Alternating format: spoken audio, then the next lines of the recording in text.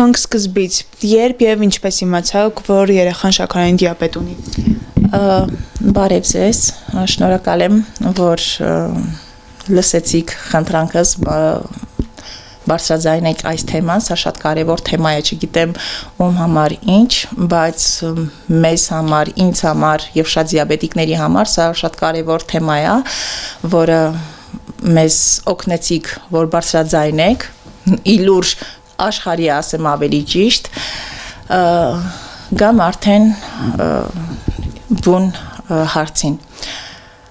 Երեխաս 11 տարեկանում ձեռք բերեց դիաբետ, ես չգիտեի, քանի որ ոչ շրջապատում, ոչ բարեկամության մեջ չունեի դիաբետով հիվանդ,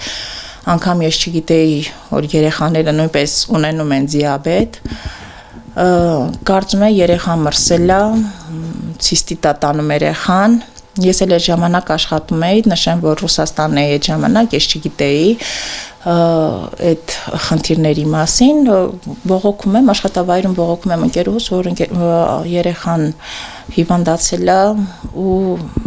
ցիստիտա մոտը, ասեց ճիշտ կանես, որ տանես հիվանդանոց, գուցե շաքար ունի երեխան, շաքարի անալիզ, անմիջապես շաքարի անալիզ դուր, որ փորձադաշ չդարձնեն երեխային։ Տարանք հիվանդանոց բացահայտվեց, որ երեխան ունի դիաբետ, արդեն 14 մամոլը դիաբետ բան կար, շաքար կար, բարձրացել էր, բայց ես, ինչպես բոլոր բժիշկներն են ասում են չկա նման բան, բայց ես կասեմ, որ թույլ տվեք սա բարձրաձայնեմ, պատվաստումներ, գրիպի պատվաստումի դեմ երեխային դպրոցում պատվաստել են, 4 օր հետո երեխայի մոտ ի հայտ է եկել դիաբետը, եւ դա միայն ես չեմ ասում, կփաստեն շատ դիաբետիկ մամաներ, ովքեր այդ ժամանակահատվածում պառկած էին հիվանդանոցում։ Բոլորն էլ ասում են մանկապարտեզներում, դպրոցներում, համալսարաններում, ում պատվաստել են գրիպի դեմ, ձեռք են բերել դիաբետ։ Այնտեղ շրջապատը, որ հավաքվում ենք բուֆետում, բոլորը միաբերան ասացին գրիպի պատվաստի ժամանակ ա եղել։ Չեմ բացառում, չեմ ասում, որ բանը վախը, սթրեսը ոչ մի նշանակություն չունի։ Այո, սթրեսն էլ գոյություն ունի, վախն էլ նշանակություն ունի, նյութափոխանակությունը նշանակություն ունի, բայց այդ բոլորը այն որ ասում եմ մի բուկետ են դարձել, գրիպի պատվաստն էլ այն ժամանակ, երբ որ երեխան տաքություն էր տալիս, առավոտը տաքություն տալիս էր, իրիկունը տաքությունը տալիս էր, առավոտը կտրում, էլ չէր բանանում, փաստորեն ստացվել է այնպես, որ իմ երեխան արդեն Ռուսաստանում գրիպի պատվաստից հետո ձեռք բերեց դիաբետը, այնտեղ նորից էլի մենք որ խոսեցինք, մինչև այդ ասեցինք, որ շտապ օգնությունով նորից էլի տարան հիվանդանոց, ասեցին շատ բարձր ցուցանիշ է ձեր շաքարը, երեխայի մոտ շաքարը շատ բարձր է, շտապ օգնությունով հասցրեցինք հիվանդանոց, մինչև քանի որ անպատրաստ էինք, անալիզից հետո անմիջապես ասեցին պետք է երեխային տեղափոխենք բան վերակենդանացման բաժանմունք, ես մինչև եկա տուն, երեխի, այո, ես մինչև եկա տուն, նորից էլի երեխայի հետ, մինչև բարձրացանք, նորից էլի անալիզներ վերցրեցին, տեսանք արդեն 34-ը բարձրացել դիաբետը, իսկույն վերակենդանացման բաժանմունքում պարկեցրեցին 3 օր հետո, ասեցին պետք է գնանք Հայաստան։ Մենք հետո եկանք տեղափոխվեցինք Հայաստան այն նպատակով, որ երեխայի հետագա բուժումը պետք է շարունակենք Հայաստանում, բայց եկա անակնկալի։ Այնպես էր ստացվել, որ Հայաստանում մինչև 7 տարեկաներին էին բուժում։ Հիվանդանոցում պետք է պարկեին երեխաները մինչև 7 տարեկանները, 11 տարեկանը պետության համար ինքը մեծ էր։ Ստիպված մինչև ու ինձ ասեցին, այդ ժամանակ Երևանից բժիշկներ էին եկել Գորիս, քանի որ մենք Գորիսից ենք, բժիշկներ էին եկել սեմինարների, ասեցին, որ ձեր երեխան պետք է պարկի հիվանդանոցում վճարովի հիմունքներով, քանի որ դուք ոչ նպաստառու եք, սոսփաթեթի շահառու չեք, ոչ մի կարգ չունեք, երեխան պետք է պարկի հիվանդանոցում վճարովի։ Ես էլ սկսեցի թղթերը դասավորել, որ երեխային գոնե անվճար հիվանդանոցում պարկեսեն, քանի որ այդ հնարավորությունը չունեի, քանի որ Ռուսաստանից նոր էինք եկել տեղափոխվել, բայց նշեմ, որ մենք մեզ հետ ամենքից մի տուփ ինսուլին բերել էինք, թե Նովորապիդը եւ թե Լևիմիրը, մենք բերել էինք մեզ հետ այն նպատակով, որ Հայաստանի քաղաքացի ենք, երբևիցե քաղաքացիություն չենք ունեցել Ռուսաստանում, խնդիրներ չենք ունենալու, պարզապես եկանք այն նպատակով, որ Հայաստանում երեխայի բուժումը շարունակվի։ Նույն ստացվեց, որ 4 ամիս երեխան մնաց առանց ինսուլինի, ինսուլինակախյալ երեխան, մինչև ես թղթեր դասավորեմ։ Այսինքն ֆինանսապես հնարավորություն չկար ինսուլին ձեռք բերելու, թե այլ խնդիր։ Չէ, եւ գումար չկար ինսուլինը ձեռք բերելու համար, ես ասում եմ, չէ, որ ես գիտեմ, այնտեղ հիվանդանոցում մեզ Ռուսաստան հիվանդանոցում մեզ ասեցին անվճար է, Հայաստանում անվճար է, եթե ասում ես դիաբետ, եթե դիաբետը ի հայտ է գալիս, արդեն ինքը տեղով մեկ անվճար պետք է երիտասարդը կամ երեխան պարկի հիվանդանոցում։ Այդ հույսով եկանք, բայց եկանք անակնկալի, որ ասեցին, չէ, ձեր երեխան 11 տարեկան է,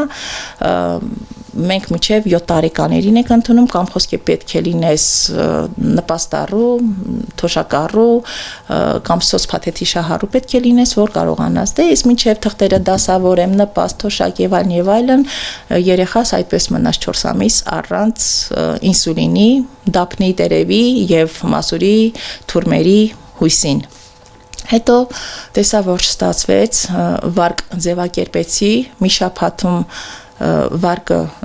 ձևակերպեցին, ստացվեց վարկը վերցնելը, հաջորդ օրը տեղափոխեցինք հիվանդանոց Մուրացան։ Իմ երեխան օրեկան 5-6 անգամ ներարկվում է։ Իր շաքարը շատ բարձր է, 33-34, իր օրգանիզմը ընդունակա ացետոն արտադրելու 3 ամիսը մեկ ացետոնը բարձրանում է։ Իմ երեխային անհրաժեշտ է գոնե տարեկան 2 անգամ, ինչպես որ եղել է մինչև 18 տարեկաների մոտ, մինչև տարվա մեջ 2 անգամ գնում ես հիվանդանոցում պարկում ես, լինում ես բժշկի հսկողության տակ, դոզա չափերը կարգավորում են, նոր հետո արդեն գալիս ես տուն, պարտադիր չի 7 օր պարկես, կարևորը 4-5 օրը բժշկի հսկողության տակ ես լինում։ Հիմա ես ասում եմ, շատ շնորհակալ եմ, մինչև 18 տարեկանը լավ թե վատ, թեկուզ մի քիչ ընդհատումներով, ուշացումներով արել են այդ ամենը։ Հիմա ինչը փոխվեց 18 տարեկաններին, նույն մարդն է, նույն օրգանիզմն է, նույն խնդիրներն է, ինչի համար 18-ը լրանալուց հետո այս երեխային թողնում եք բախտի քմահաճույքին։ Չի կարելի, ընդհակառակը այս հիվանդությունը սկսվում է 18 տարեկանից հետո, ի հայտ է գալիս նեյրոպաթիա, նեֆրոպաթիա, անգիոպաթիա, բոլորը բժիշկները գիտեն, արդեն 18 տարեկանից հետո պետական աջակցություն չի տրվում։ Ոչ, այսինքն մեր բողոքների արդյունքում ունենք բողոքող մամաներ, որը ցավոք սրտի նույնպես թիմերի ենք բաժանվել, բողոքել ենք, ամենքս մեր ձևով, ես իմ ձևով եմ բարձրաձայնում եմ հանրայնացնելով, մեկը սուսիկ-փուսիկ, առողջապահության նախարարությունից սոցապ նախարարություն, սոցապ նախարարությունից առողջապահության նախարարություն, սենց ֆուտբոլի գնդակի նման, ու հետո ձևակերպենք, հա, ինչի դեմ էիք բողոքում։ Սկզբից մենք բողոքել էինք, կադրերը նույնպես կան համացանցում, Facebook-ի համացանցում կան, որ սկզբից բողոքել ենք սենսորների համար, բողոքել ենք ստրիպների համար, ինսուլինների համար, ինսուլինի որակի համար, գեն ինսուլին էին տալիս մեծահասակներին, տարբեր այդ խնդիրներով մենք բարձրաձայնել ենք, փառք Աստծո, ասել ենք, արել են։ Շատ ծնողների շնորհիվ մենք ունենք պայքարող մայրիկներ, որ հասել ենք նրան, որ սենսորները, մենք դիաբետիկ մայրիկներ ունենք, որ սենսորի հարցը բարձրաձայնել են, որ բերեն մեր երեխաներին նույնպես ապահովեն սենսորներով, բայց պետք է տային մեկ այլ սենսոր, որը ինքը արդեն դուրս էր եկել բազայից, բարձրաձայնեցինք, որ դա եթե բերում եք որակյալ ինսուլին սենսոր բերեք, որ այս երեխաները օգտվեն։ Օրինակի համար դա խոսքը գնում է մետրոնիկ սենսորի պահով, մենք առողջապահության նախարարություն որ գնացին, ասեցին սենսորները լինելու է մետրոնիկը։ Հետո ես գալով ես չգիտեի ինչ է սենսորը, քանի որ մենք չենք օգտագործել երբևիցե, եկա սկսեցի փորփրել, տեսնել, որ տեսա, որ այդ մետրոնիկը ինքը բավականին շատ զգեստապահարանի ավելի շատ նման էր, քան թե ինչ որ մի հատ սարքի, որը կարար շաքարի մակարդակը կարգավորեր։ Ու հետո տեսանք, որ ինքը արդեն իր բազայից դուրս է եկել, էլ չէին կարողանալու բանանեն։ Հիմա փոխեցին, բերեցին Libre պլյուսները, Libre-ները բերեցին, ես նույնիսկ կանոնը չգիտեմ ինչա ոնց է, բայց դե քանի որ իմ երեխան արդեն դուրս է ծրագրից, չենք օգտվում այդ ծրագրից, բերեցին, բաժանեցին մինչև 18 տարեկաններին։ Այստեղ կա արդեն տարիքային խտրականություն։ Հիմա 19 տարեկան է, ես 2 տարի է պայքարում եմ այս երեխաների երիտասարդների պահով, եւ գիտեք ինչ, ինքն էլ այնքան քիչ են այս երիտասարդները, կարող է խոսքի ինձ համար է քիչ։ Հայաստանը շատ խնդիրներ ունի, հասկանում եմ, ես միայն խոսում եմ դիաբետիկի պահով, բայց եթե խոսքի sense կողից նայում ես մեր այս ճոխ արարողությունները, շքեղ ծախսերը, նայում ես Ջենիֆեր Լոպես են բերում, Սնուփ Դոգ են բերում, պետք է բերեն Սևդալիզա, չգիտեմ ինչ, եւ այլն, այս ճոխ արարողություններն ու բաներ, արդյոք ասեմ թե չասեմ, պարգևավճարները նստել սկսել ենք sense հաշվարկել, որ միայն Ջենիֆեր Լոպեսի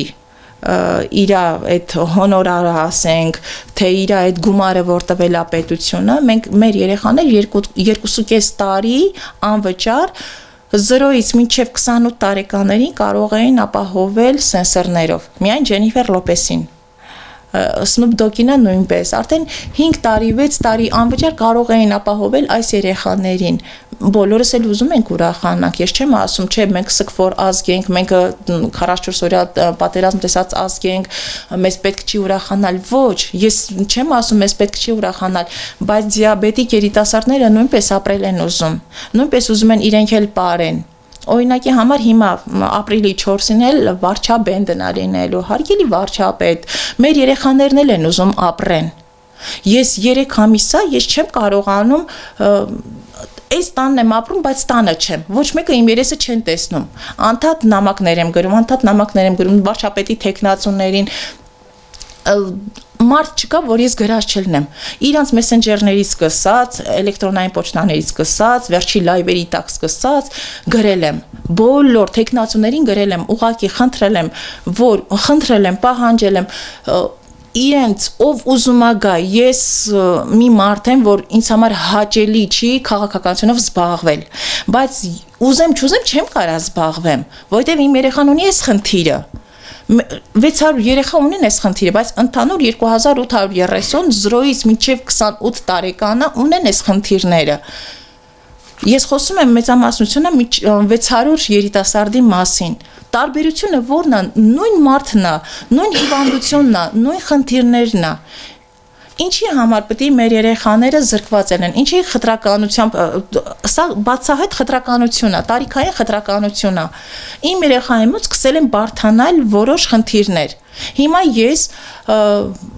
պետք է իմ երեխային կանչեին կոմիսիայի։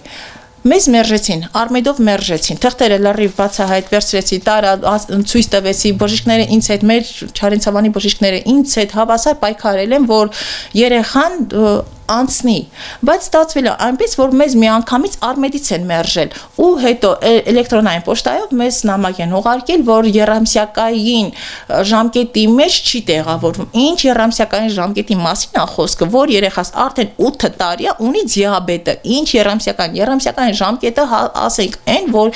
իմ երեխային 4 ամիս թողել եք առանց ինսուլինի այդ երամսյակային ժամկետի ժամանակ։ Երամսյական այդ ժամանակ էլ են ասել, երամսյական ժամկետ, այդ ժամանակ էլ ասեցին փարոս չունեք, չեք կարող անվճար պարկեք։ Հիմա նույն խնդիրն է։ Տիկին Ալինա, այսինքն մինչև 18 տարեկանը պետությունը ինչ է տրամադրում երեխաներին ու արդեն 18-ից հետո չափահաս դառնալուց հետո ինչ չի տրամադրում, որ պետք է տրամադրի։ Ինսուլինները տալիս են, փառք Աստծո, լավն են։ Ճիշտ է, փոխել են ինսուլինները հումալոգնում, ոչ, մինչև 18-ը ես կարող եմ ասել, էլի ասեմ, լավ թե վատ, ապահովեն երեխաները, կարողանում են հիվանդանոցում պարկեն, լինեն բժշկի հսկողության տակ, իրանց սենսորները տալիս են, ինսուլինները տալիս են, հիմա մինչև 18 տարեկաններին սենսորները սկսեցին բաշխել, այդ հնարավորությունը կա, տվել են, հետո ինչ որ կարծեմ, ինչ որ ծրագրերի մեջ պետք է մտնեն, լողի պետք է գնան, ես դրանցով չեմ հետաքրքրում, քանի որ մենք արդեն այդ շեմը անցել ենք, ձգտում եմ չհետաքրքրվեմ ինչ ա եղել, որովհետև ասեցի լավ թե վատ, մենք եղել ենք բժշկի հսկողության տակ, բայց իմ խնդրանքը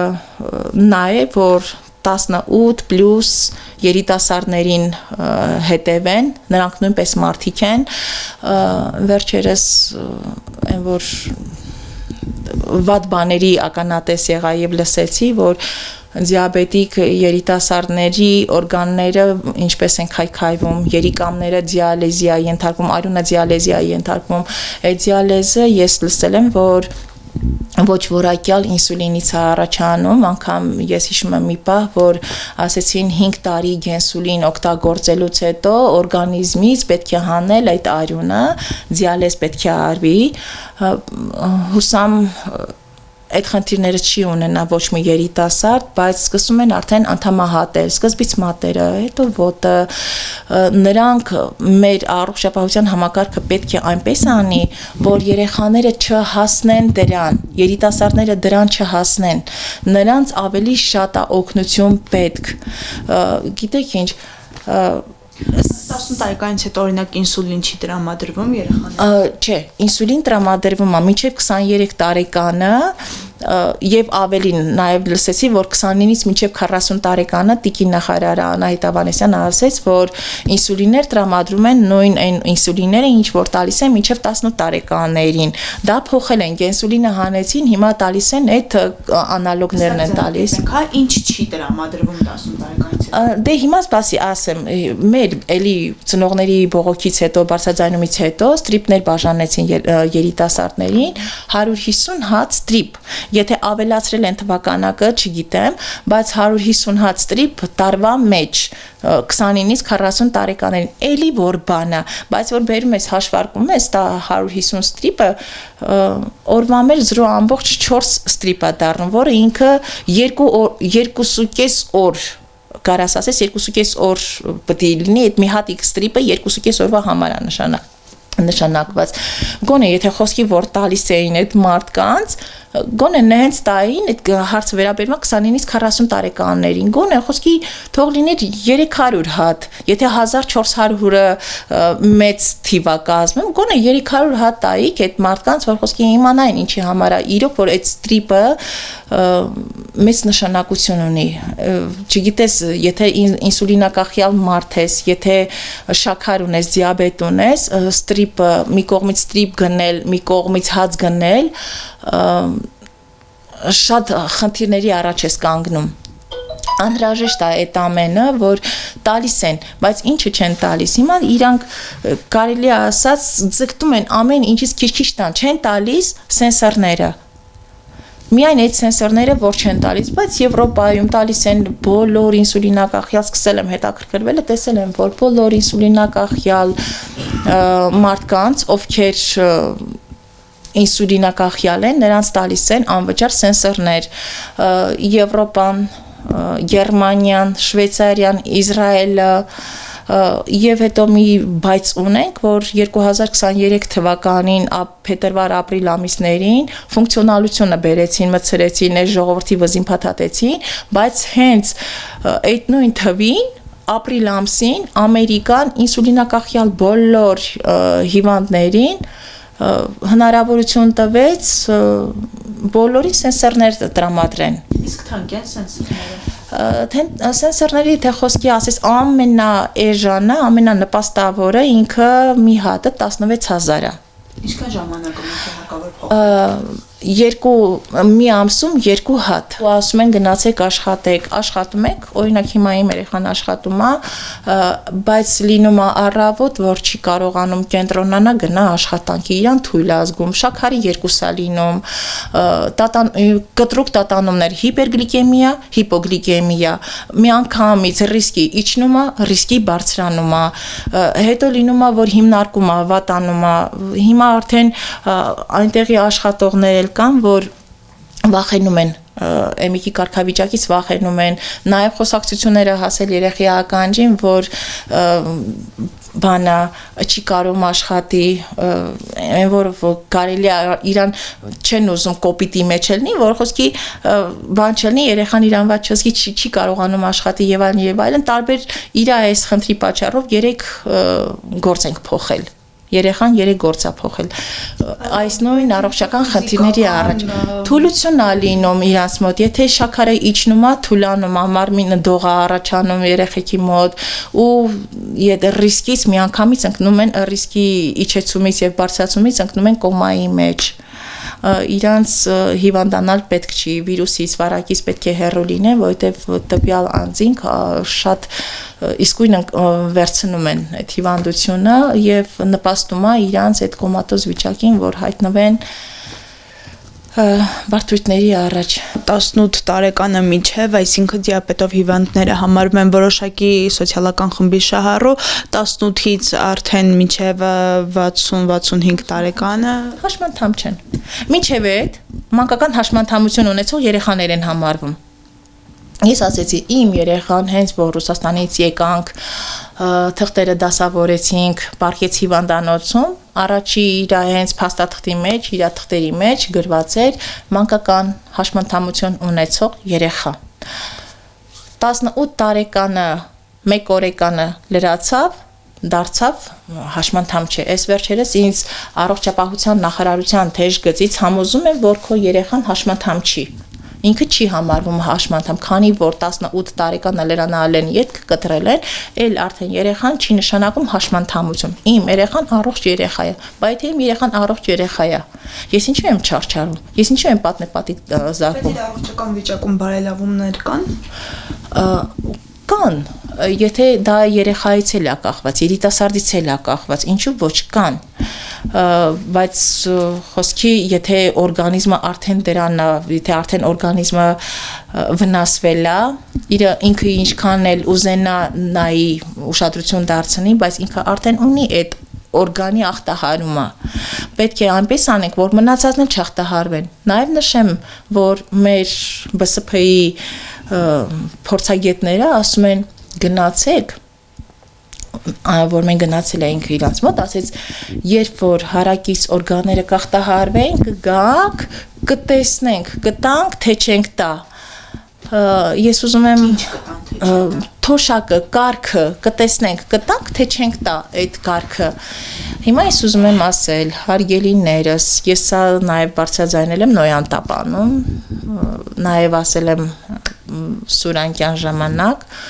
Էդվարդ Պողոսյանին ասել եմ, պետությունը պետք է ոչ թե այնպես անի, որ երիտասարդները, երեխաները դառնան հաշմանդամ, նոր կարգ տրամադրեն, այլ պետք է կանխեն հաշմանդամությունը, որ երեխաները չդառնան հաշմանդամ։ Սա բառից բուն իմաստով նշանակում է գնա մեռի արի սիրեմ։ Այդ կարգախոսն է իրանց մոտ, այսինքն դու պետք է կանխես, դու այս երեխաներին պետք է ապահովես, որ այս երեխան չդառնա հաշմանդամ, բայց դուք մեզ ասում եք գնացեք, դարձեք հաշմանդամ, նոր մենք կորոշենք կտանք, թե չենք տա։ Գինալինա, իսկ ձեր կարծիքով 18 տարեկանից հետո պետությունն ինչու է դադարեցնում շահառուներին այս աջակցությունները։ Ինչու է պայմանավորված։ Անահիտ Ավանեսյանն ասեց, բյուջեում գումար չունենք, դեռ չենք շահել, տենդեր չենք շահել, բյուջեն երբ որ կհարստանա, կտեսնենք, կախված է ամեն ինչը բյուջեից, բայց եթե խոսքի որ տեսնում ես բյուջեի ծախսերը, կողմնակի ծախսերը, լինելով Հայաստանի քաղաքացի ոչ թե լուսնից իջած, ես տեսնում եմ, որ դրա տեղ նաև մեկ այլ ուրիշ ծախսեր են անում։ Ես քիչ առաջ ասեցի, ես դեմ չեմ, որ ամանորյա շքեղ զարդարանքները, որը կազմել է խոսքի 700,000 ներկայությամբ ես օթային թվեր չասեմ, բայց ահռելի աստղաբաշխական գումարներ ներդրվեց շքեղության համար, Ջենիֆեր Լոպեսին գումարը, Սնուփ Դոգինը, ես տարբեր ժամանակահատվածին ասեմ, որ նաև Եվրատեսիլը ասենք, հա, լավ, էսի պարտադիր էր, հաղթել է Եվրատեսիլը, մանկականը, ուզեն չուզեն պետք է գար Հայաստանում, բայց մենք տեսնում ենք, չէ, այդ ծախսերը, մենք տեսնում ենք, չէ, պարգևավճարները, Այս վերջերս ես տեսա, որ ասում է Ջենիֆեր Լոպեսին, Սնուփ Դոգին բերեցինք նրա համար, որ մենք ձեր թոշակները ավելացնենք։ Կներեք ինձ, ես չեմ հավատում նման բաների։ Ես տեսնում եմ, ներկան եմ տեսնում, ինչա կատարվում մեր Հայաստանում։ Ես շատ լավ եմ տեսնում։ Ինձ թող ոչ մեկը չասի, բյուջեում գումար չկա, դրա համար մենք 18+ երիտասարդներին չեն կարողանում ապահովենք։ Ընդհանուր 2830, եթե ավելացել է, եթե պակասել է, բան չունեմ ասելու, բայց խոսքը ընդհանրապես գնում է 600 երիտասարդի մասին։ Եթե դու 1000 երեխայի համար սենսոր բերել ես, այն 600-ներ, այն որ խնդիրը փչացնում, այդ 600-ն էին բեր այս համակարգի համար, ղեկավարության համար։ Եթե դուք Եվրոպայի օրենքն եք բերում, օրինակներն եք բերում, ասում եք, եթե 10 կոդով ենք բերում Եվրոպայի կոդն, Ամերիկայից եք օրինակներ բերում, խնդրում եմ, բարի եղեք, այդ նույն պետության նման այս երեխաներին պահեք, այս երիտասարդներին պահեք։ Եվրոպայում գնում են անհատական տուն այցալինում։ Հիմա արդեն նրանք պոմպ են տալիս, առաջ լարերով էր պոմպաները, հիմա արդեն անլար պոմպաներ են բաժանում, սենսորները տալիս են որակյալ, M1-ը փոխում են, որ ավելի որակյալն է, ախր դուք ոչ մի բան չեք ուզում արածելնեք, ու մեզ էլ ասում եք, ցմա դժգոհող եք, ինչ անեք չանեք, դուք դժգոհում եք, չէ, ես դժգոհ չեմ, շնորհակալ եմ, որ անում եք մինչև 18 տարեկաների համար, ես դժգոհում եմ միայն նրա համար, որ 18+-ների համար էլ արեք։ Հիմա այս տարիքում հիմա ունենք սուսիկ-փուսիկ ծնողներ, որոնք նպաստ են ստանում, որոնք երեխաները դեռ կարգի մեջ են, չեն բարձրաձայնում, վախենում են։ Գիտեք ինչու։ Նրանք վախենում են, որ իրանց կարգը կկտրեն։ Ով բարձրաձայնում է, վախենում են կկտրեն։ Դրա համար ասում են, լավ, սպասեք, երեխեքս դառնան 18 տարեկան, նոր հետո կմիանաք Ալինային, կմիանաք M-ի ծնողին, կմիանաք M1-ին։ Չէ, հարգելիներս, սա արմատական է պետք լուծել։ Մի պահ ես նայում եմ, այսինքն նենց է ստացվում, ականջից լուրեր են գալիս, որ ասում են Ալինան ինչու է խոսում, ինչու է հանրայնացնում Ալինան այս խնդիրները, թող անհատական մոտենար գնար Տիկին Ավանեսյանին ասել, որ Տիկին Ավանեսյանը իր հարցերը լուծեր, երեխայի հարցերը լուծեր, չէ, հարգելիս, այստեղից ես ասում եմ, չէ, առողջապահության համակարգը, առողջապահության նախարարությունը բարեգործական հիմնադրամ չի, ով անհատական մոտիկանա նրան օգնես, ոչ, ես ուզում եմ այս հարցը արմատական լինի, մեկ անգամ գնացի խնդրեցի, վիզս ծռեցի, երկրորդ անգամ, երրորդ անգամ, չորրորդ անգամ, քանի մեկ ես պետք է վիզս ծռեմ առողջապահության նախարարության դիմաց, սոցիալ նախարարության դիմաց, որ նոր հետո իմ երեխային ուշադրություն դարձեն, առաջարկել են, ասել են, ինչու ես բարձրաձայնում, լավ եմ արել ու պայքարելու եմ, ես իմ ուզածին հասնելու եմ։